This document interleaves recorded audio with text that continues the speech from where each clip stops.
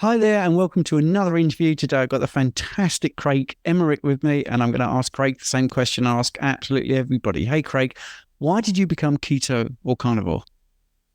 Well, thank you so much for having me on. And my story, it's a bit of a longer one than most people, but it started out with my wife, Maria. She had she's holding on to, 40 or 50 pounds she couldn't get rid of. She had this is back when we met. I don't know, 26 years ago, something like that. And she had all kinds of health issues as well. She had PCOS, she had acid reflux, IBS, all these type of digestive issues, and she was doing everything she was told. She was, eating healthy whole grains and eating low fat and running marathons, and yet none of this was helping. And so she knew there had to be a better way. She started researching on her own, and then went to college for nutrition and exercise science, and got taught a lot of the same stuff. She's like, okay, there's got to be another answer here, and started researching on her own, and started finding things in low carb, keto, that as she implemented on herself, she got better. She lost the extra weight, even though she stopped running marathons because it was hard on her joints.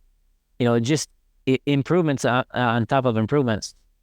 Me took myself, it took 5, 6 years longer to come around. And mainly it was because back then I didn't have any health issues.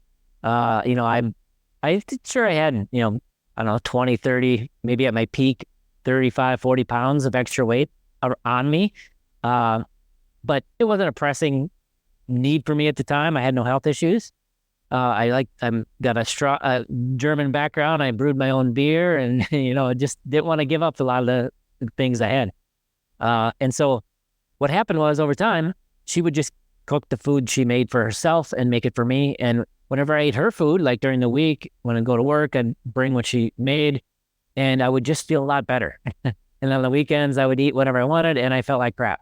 So I finally came around to, you know what, I'm just going to eat this way all the time. And that was, I don't know, 17, 18 years ago. And I started eating keto. After maybe 10 years, 9 years of that, I started to get this pain in my lower back. And I thought it was from my football injury from high school, but it was there all the time instead of like the slip disc I used to get. And it kept moving up my back and in my shoulders and in my neck over many years. It just got stiffer, more pain, less mobility. So after a lot of work, different tests, I finally got the right test for Lyme and found out I had Lyme disease. Initially, I took the Western blot Lyme test, which we can get into this maybe a lot more later, but I now know 70 to 80% of the time that's a false negative, where they say you don't have Lyme, but you really do. And that's what happened with me. So I went another couple of years trying to figure it out after I got that negative Lyme test, and I really did have Lyme. So that's the point, I don't know, 6, 7 years ago, when I finally got properly diagnosed, when I started eating fully carnivore. And it was to help with my Lyme pain. And it did reduce my pain quite a bit. My joint pain, my inflammation went down when I ate strict carnivore. And I've tried to stay there. For the most part, I've stayed, in that range ever since. That's cool. So for the people that don't know Lyme disease, how do you get Lyme disease? Yeah. So Lyme disease typically comes from a tick bite. And they carry the Lyme spirochete. And when they bite you, it can get into your body along with other co-infections. There's lots of, Babesia, Bartonella, relapsing fever. There's all these things that ticks can give you.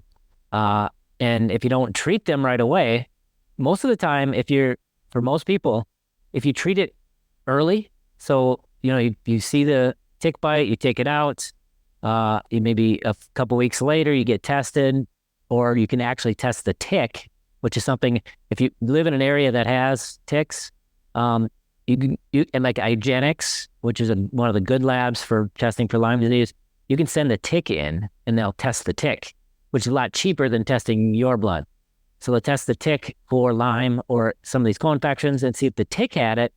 And if the tick had it and it was embedded long enough, you can assume either you have it and go get treated, or get your own blood test at that point if you want to.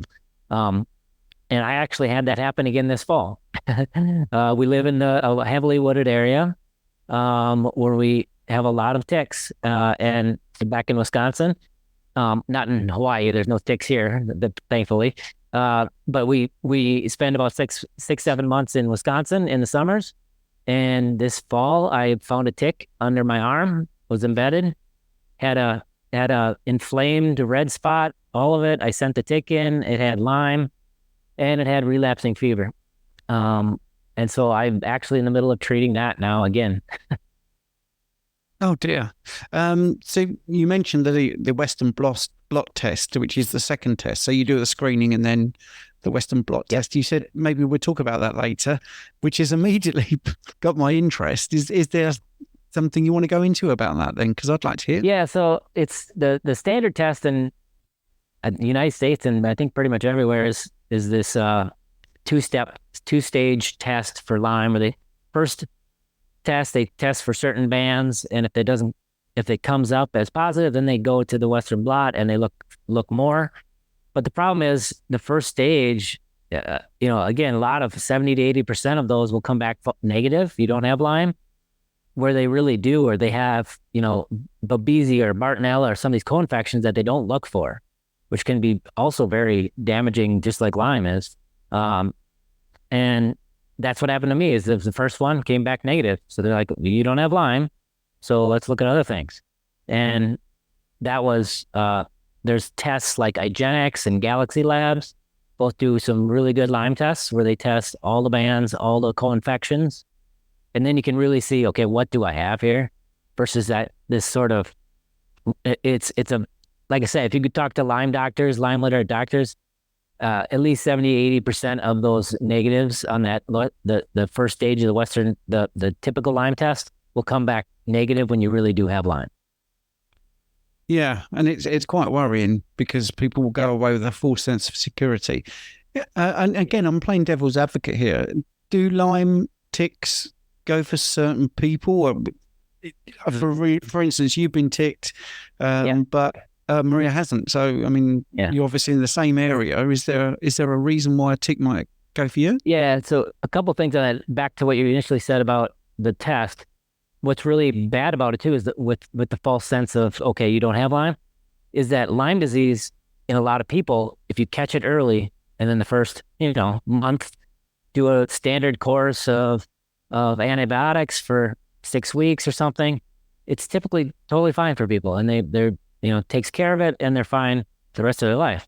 But if you let it go and you don't treat the Lyme, it gets worse and worse, and it becomes this sort of, and this is what chronic Lyme disease is. It's this chronic inflammation, which can cause CIRS, chronic inflammatory response syndrome, which is what I have or had or maybe still have, which can then cause autoimmune reactions, right? Because your body's constantly inflamed and fighting, constantly in this fight mode with your immune system. You can start attacking good cells. Well, what is that? That's an autoimmune reaction, and that's what I got. I got ankylosing spondylitis as a result, which was what was leading to a lot of the stiffness in my neck and shoulders and joints. And so, again, back to the test. I mean, the test is so important in the beginning because if you treat it early, you don't get this cascade of events. But because the tests are so bad, you're getting all these people who either go years without finally getting properly diagnosed, like I did, or never get properly diagnosed with Lyme, and they think it's MS or it's all these other conditions that may actually have been root caused by the Lyme infection. Yeah, and that's hugely frustrating. We could have possibly have done an hour on this, couldn't we? Yeah. Sorry, I didn't answer the other part of the question. Ticks in general, I mean, it's just chance.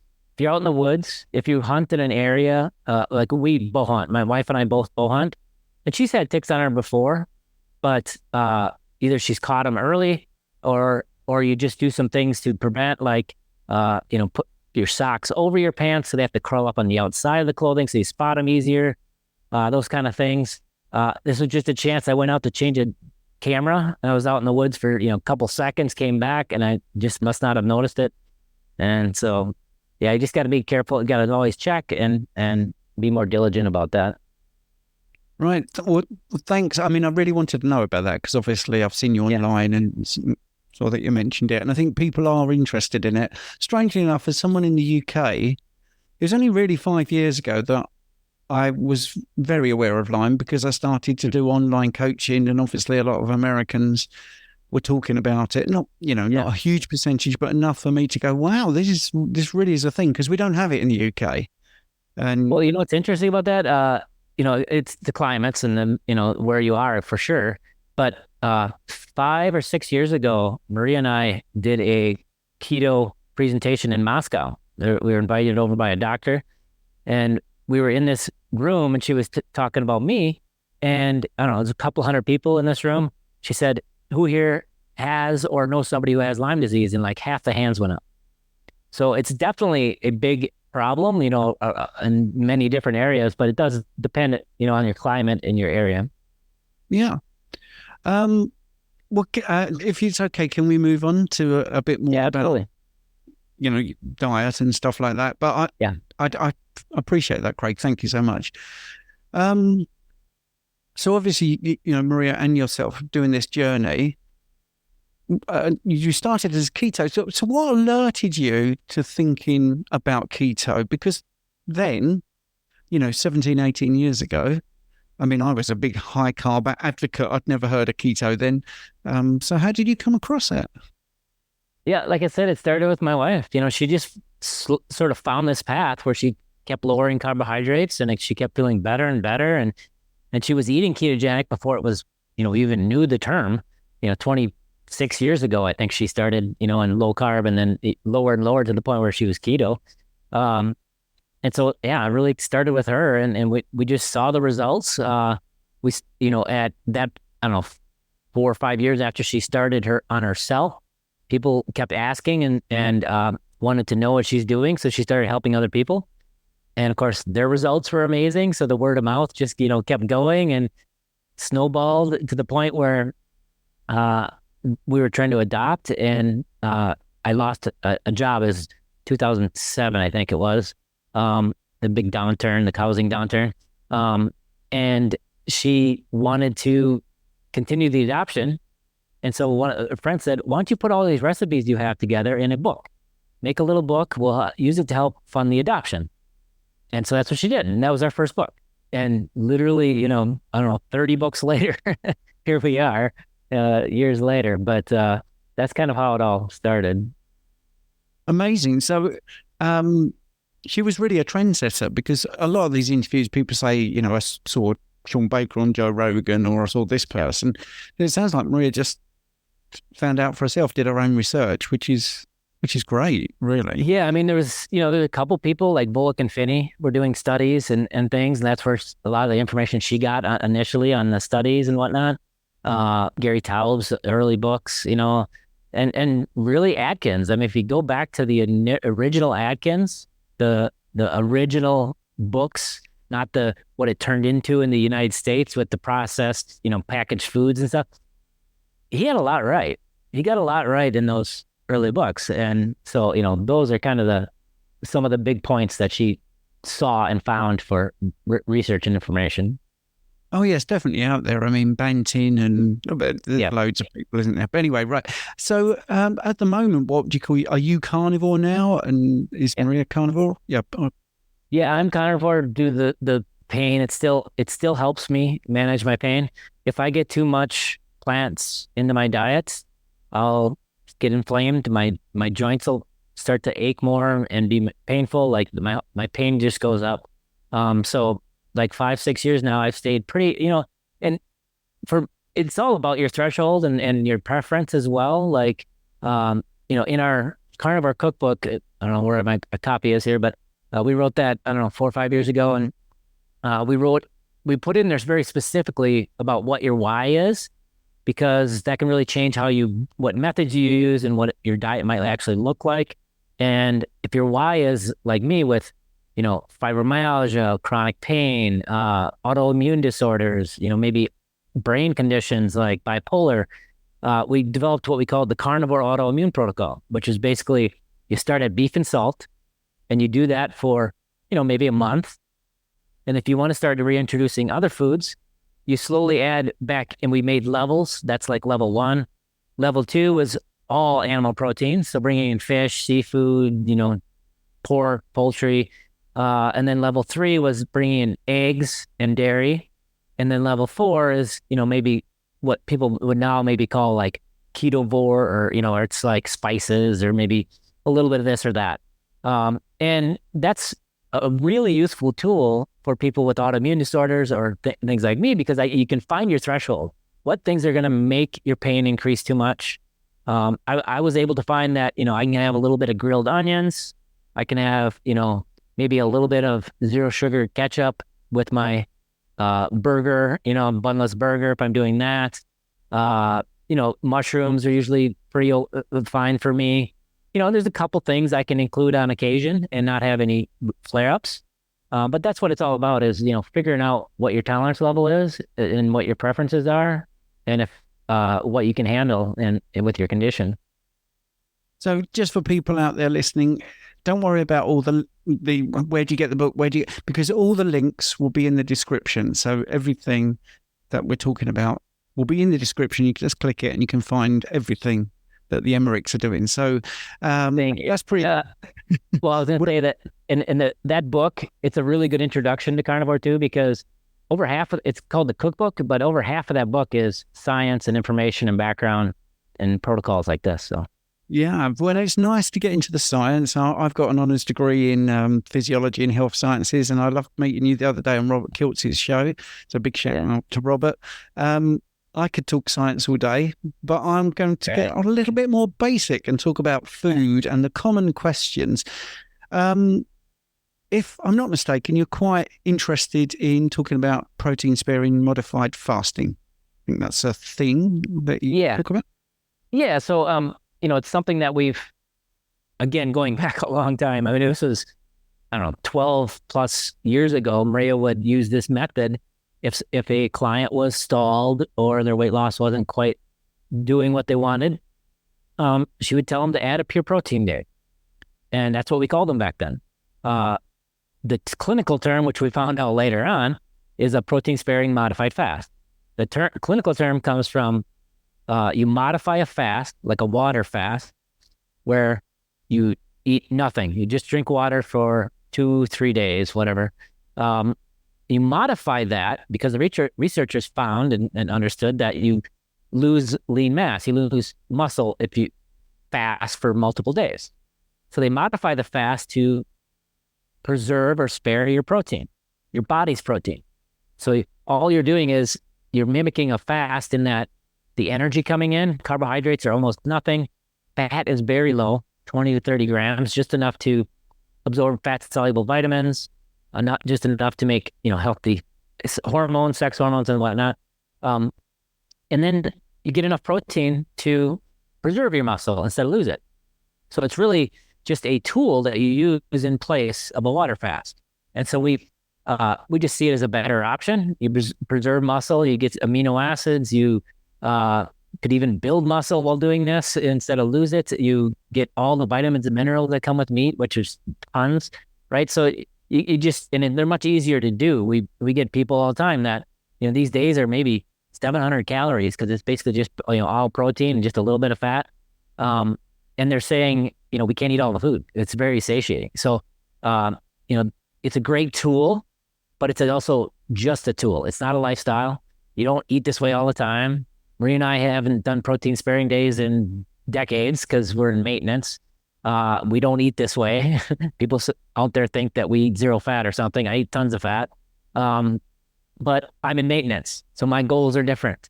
And if your goal is weight loss and you're stalled, adding a protein sparing day can really be helpful. I've faced a backlash because I did a very level-headed video myself on the channel about protein sparing modified fasting, and I did the pros and cons. And half the comments said, "You're promoting this, are you? You think this is a great way?" And the other half said, "So you don't like it." So I think people just hear what they want to hear. One of the things you mentioned there was about fat, and I'd like to nail this with you because there are people out there that say nearly all the fat's going to structures in the body, or it's cofactors. And yes, some fat does do that. I don't think it's as much as people believe. I think maybe 20 grams is possibly enough. I don't know the exact numbers. Certainly not off the top of my head. So when people start this, they always ask, how much protein and how much fat should I consume? And what would you say to them?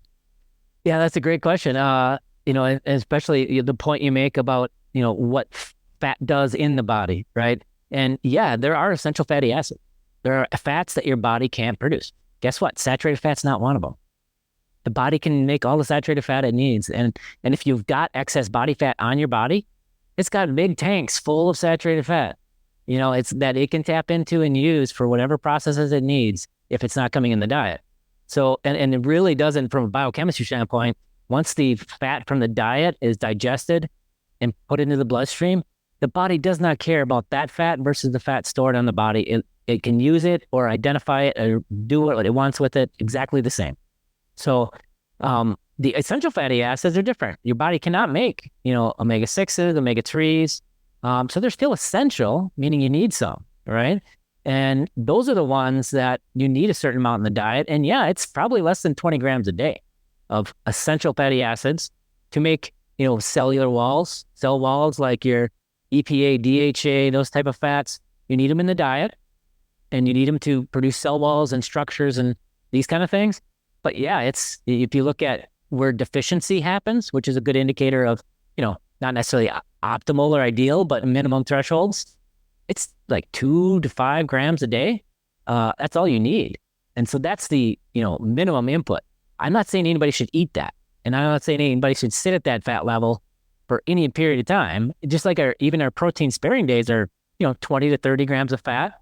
And even then we say do maybe 1 to 3 days a week. And if you're doing 3 days a week, add an overfeeding day where you eat at maintenance. It's not, eating a bunch of carbs or anything. It's just, upping your fat to like a maintenance level just to keep the metabolism honest and not eat, too low calorie, over day after day. But back to the point, is that, there's the vast majority of the fat you eat is going to be put into your fat storage. That's where it goes. That's just biochemistry. Let's back up and talk about the process, right? You eat fat. It gets into your gut. It has 2 places it can go, right? It can go absorbed into your bloodstream, or it can go right through you, okay? Right through you, there's been studies on this. One of the studies I really like, it varied, kept protein and carbs exactly the same, just varied the fat amount. And it varied the fat from like 60 grams a day to 150 grams a day. And the total, and then they brought all the fecal matter and they sampled it and they measured how much fat was in the fecal output. And it stayed pretty much constant right around 3 grams a day.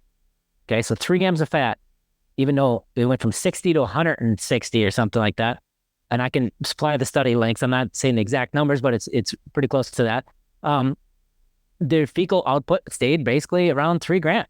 Like, it's not going out there. And if it does go out there, you will know it. Remember the Olestra, the wow chips? I don't know if that was it was a thing in America. Olestra was this synthetic fat they came up with that didn't get digested. It went right through you. Well, they ended up getting pulled off the shelves, but they basically had to put a label on it that said you could have uncontrolled bowels, anal leakage, because of this extra, 5 or 10 grams of fat going straight through to your stool. That's what happens if you have a lot of fat going out. So you would know it. You'd be on the toilet all day long. But so most of it's not going out there. There's a little bit, but not a lot. Where's the rest go then? Into your bloodstream. So again, once that, fat is in the bloodstream, it is really only one place for it to go, in the storage or be burned as fuel. And if it's burned as fuel, you're not burning your own fat as fuel, right? I mean, it's all one pool of available energy at that point. And if it doesn't go in those places, you really want it to go in your fat cells, because if it stays in the blood, sky-high triglycerides, nobody wants that. If it goes into, around the organs or in the organs, nobody wants that. So you want it in the fat cells. And so that's where it ends up going, the majority of the fat that you eat. That's a great answer, actually. And yes, I do want that study, and I'll put that in the description, because I think these sort of things I've learned on YouTube, especially in the last year, that people just love the studies as well. Absolutely. Yeah. So back to the question, maybe a little bit more basic then, is how much protein and how much fat do people need? So let's take somebody who's 140 pounds in weight. Yeah. Do you have Definitely. any guidance? Yeah. So the way we look at that is, we're on carbs to a minimum. I mean, eating carnivore, that's not going to be a problem. You're going to have minimal carbs. Protein is a goal based on how much lean mass you have. If you have a 5 foot tall woman, she's going to need the amount of amino acids she needs in the diet to replenish and turn over proteins and do the all that is a lot less than a 6 foot tall man that's a bodybuilder, right? So the protein requirement varies based on lean mass. We typically say somewhere around 0.9 or 1 times your lean mass for your protein. So easy math, 150-pound person with a 33% body fat, that's 100 pounds of lean mass. So you'd want at least 100 grams of protein for the day.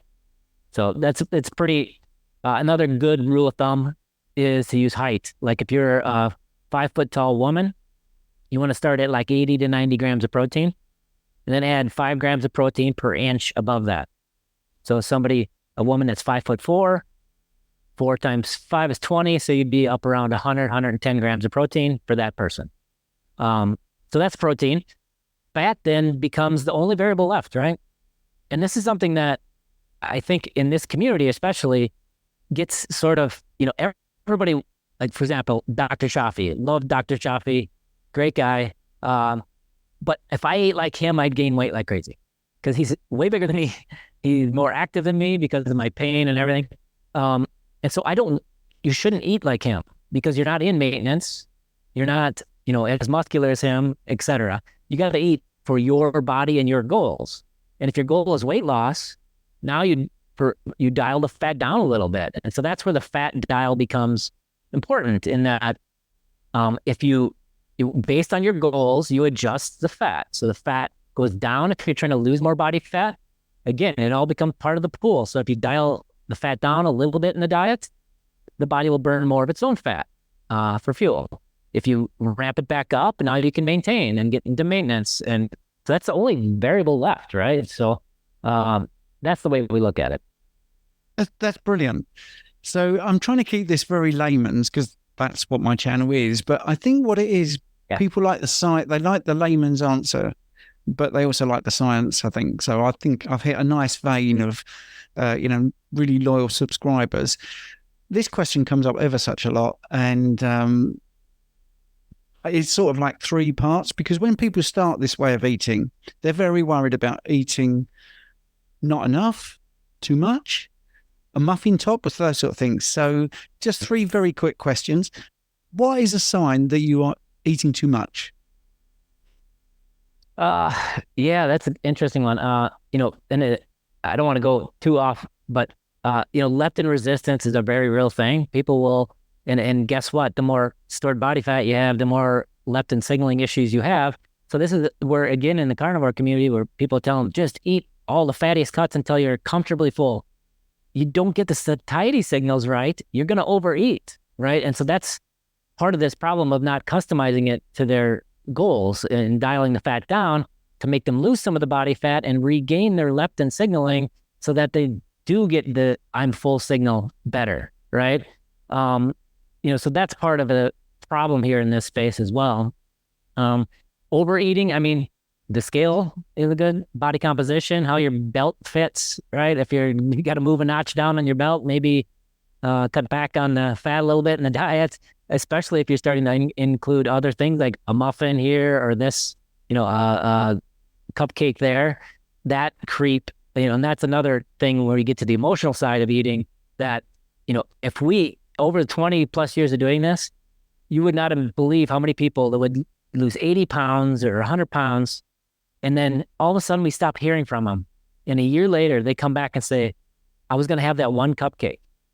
And it led to a year off the wagon and I've gained all the weight back.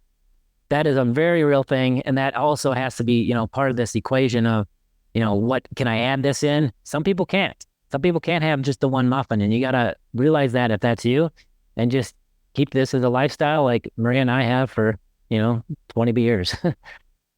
So what do you think causes that addiction for people to go off the rails? It is a very, their connection with food. It could be so many factors, like, the history of emotional eating, or, so many different factors that put people in that situation of going to food, or looking, and to be frank, I think sugar by itself is just very addicting, and it lights up a lot of the areas of the brain as some certain illicit drugs, and it gives you that dopamine hit and response, and you want to go get more.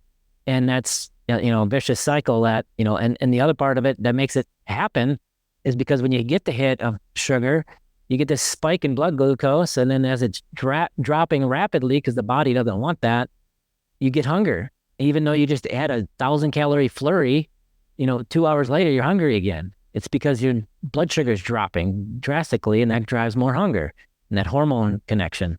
So yeah, it's a big snowball for sure. Yeah. I think one of the things I was alluding to earlier is, Robert Kiltz has got a lot of people, real people that just talk to you, and definitely you and Maria. I'm quite proud of the fact that I went over 1,000 clients since I've been doing this in the space of 10 years. That's Thank you. But it's interesting that the same questions come up time and time again. So I'm going to ask you a golden question, which I'm sure you've had, and it's male or female. Tends to be mostly female, but does tend to be men as well. I've lost a ton of weight on my arms and my chest, my upper body. My legs look great, but round the center, there's a lot of fat. What can I do?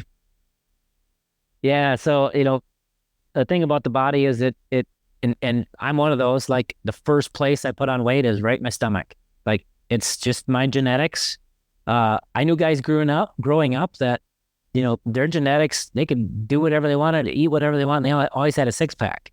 I got to the point in high school where I was into weightlifting and bodybuilding, and I could bench press twice my weight. I could squat 3 times my weight, and I never still had a six pack. I just my genetics, right? Like, that's the first place my body likes to store fat, is on my stomach.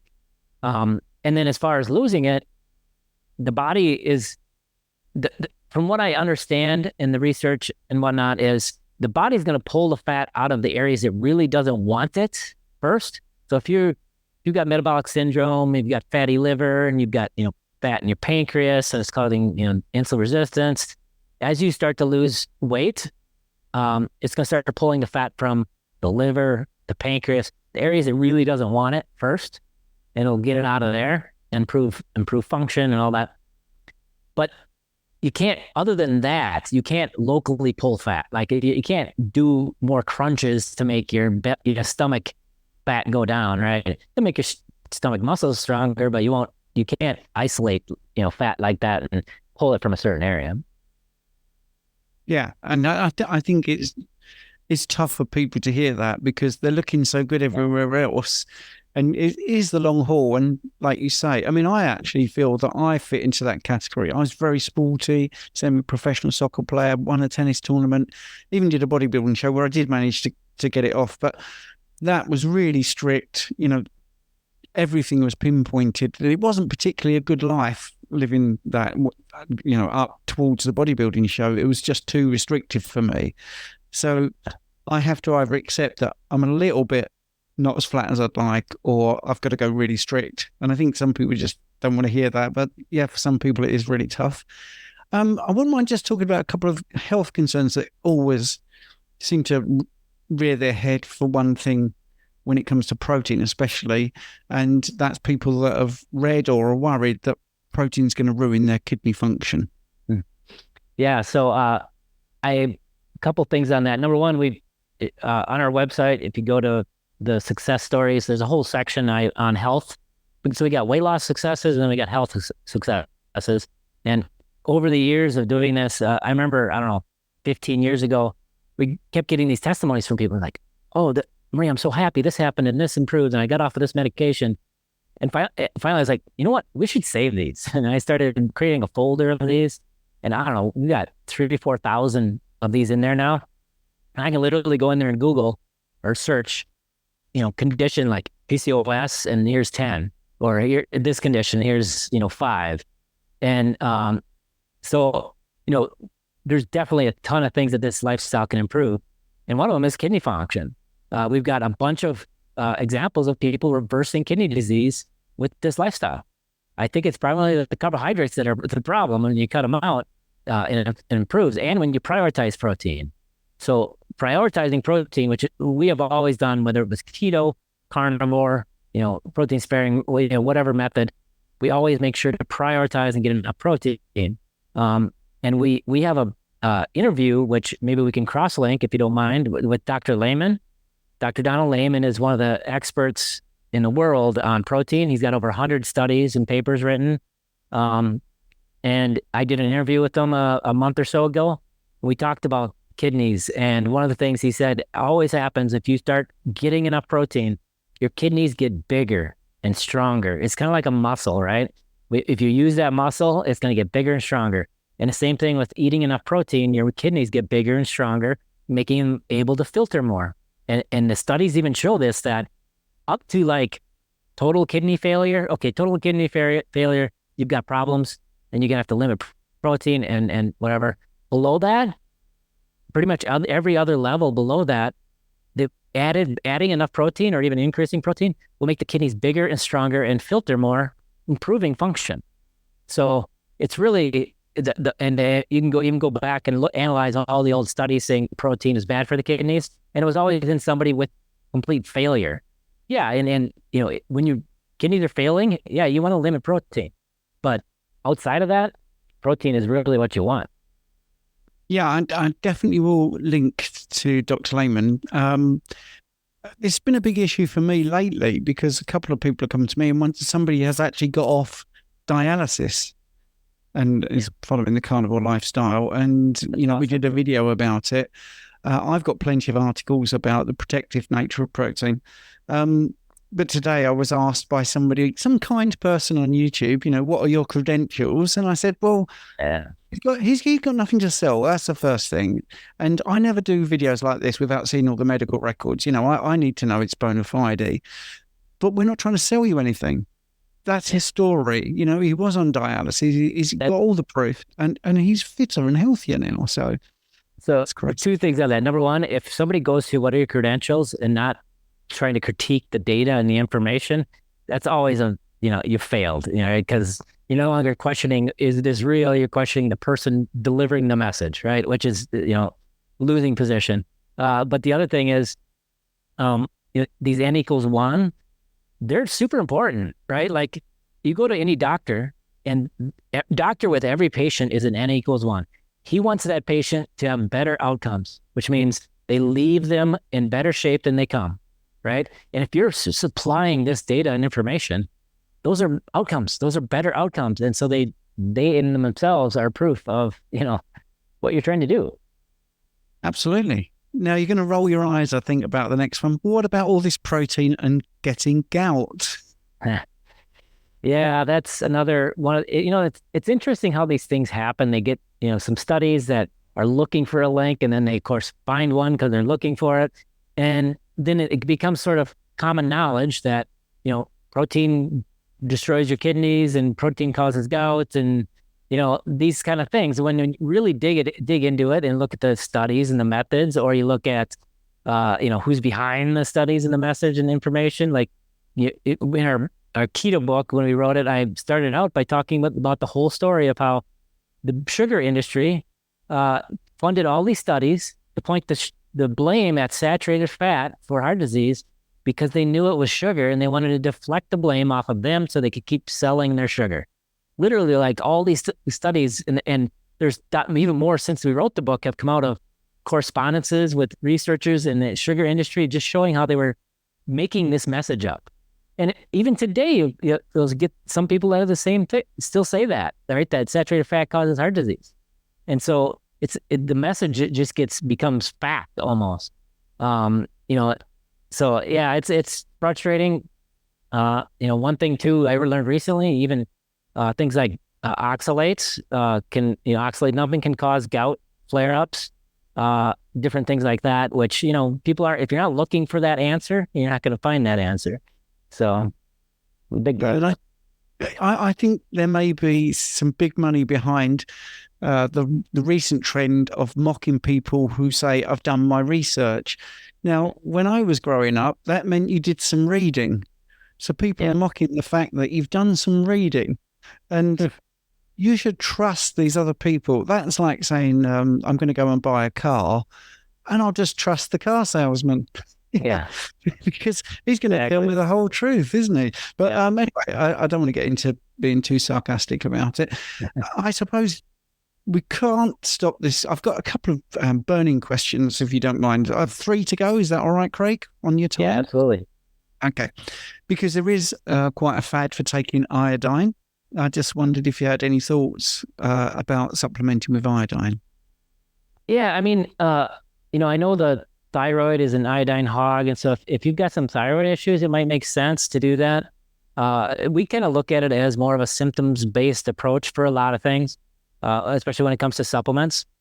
If you've got XYZ symptom, these supplements might help you, and maybe they're a bridge to top up, a deficiency that you had, and then you can maybe wean off them or take them out down the road.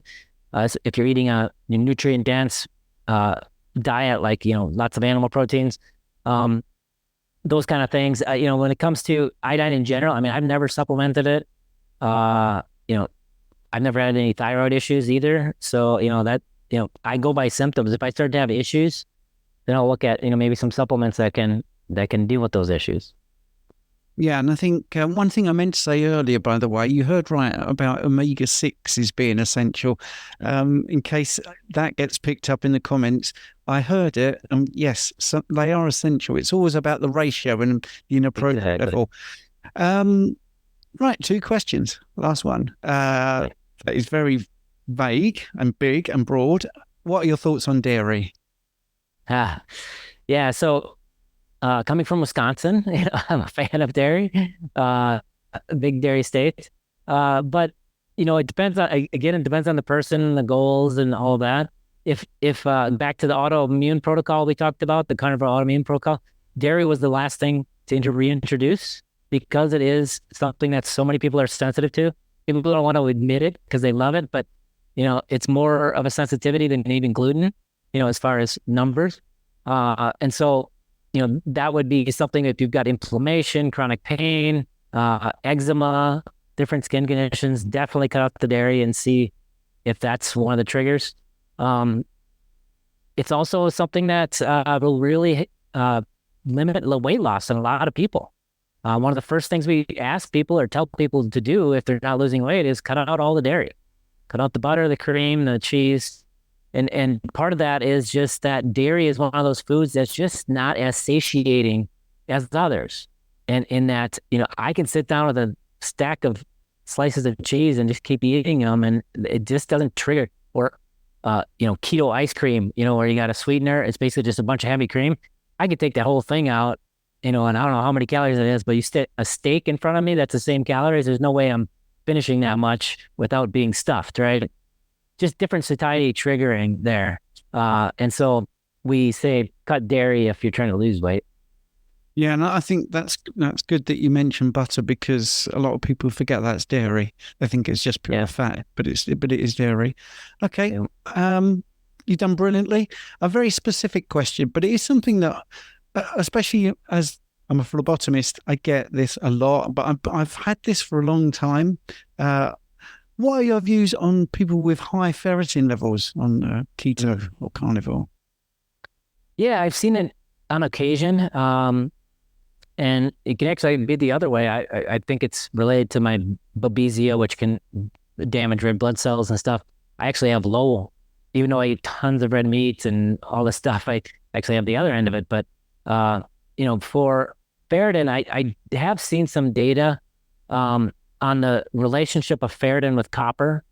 And so the two of them together, they kind of work in harmony. And so if your copper levels are off, it's going to make your ferritin levels off. So something to consider is to look into your copper levels if you have high ferritin and see if those are out of whack and try to deal with that. Because, in reality, there's not a whole lot you can do about high ferritin or iron except for give blood, right? So, I would look at copper levels and see if those are out of whack. Yeah. And I'll just add that high levels of copper can be found in organ meats, especially liver. Yeah. So it might be doing that sort of way of eating.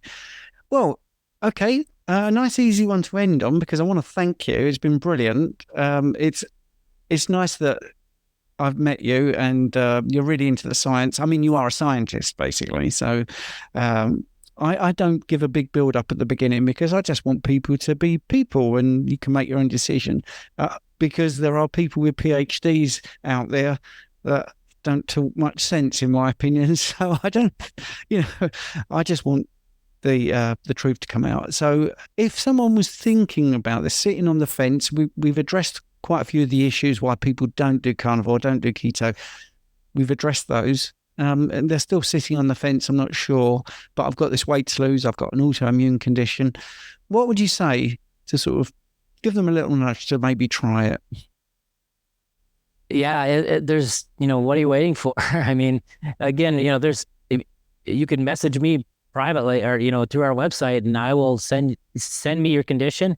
I'll give you a half a dozen testimonies and you can see firsthand what this lifestyle can do for those situations. And I do want to temper it slightly. I don't want to say this, I don't want this. Yes, this lifestyle can do incredible things for a wide range of conditions and situations. It's not a magic pill, so, I want to temper it slightly in that, like, my ankylosing spondylitis didn't go away. I still have it. I still have calcification in my neck, limit mobility because of that. And I'm not going to reverse that. But guess what? I can really manage the pain. I can really function better when I'm eating this way. And so I don't know of any condition or situation where eating this way would not, at a minimum, be a net neutral, right? Like, worst case, you're just going to feel better, but maybe your symptoms didn't improve, right? And so feeling better, losing some weight, hey, that's a good side benefit to feeling great. Craig, thank you so much. Thank you so much for having me on.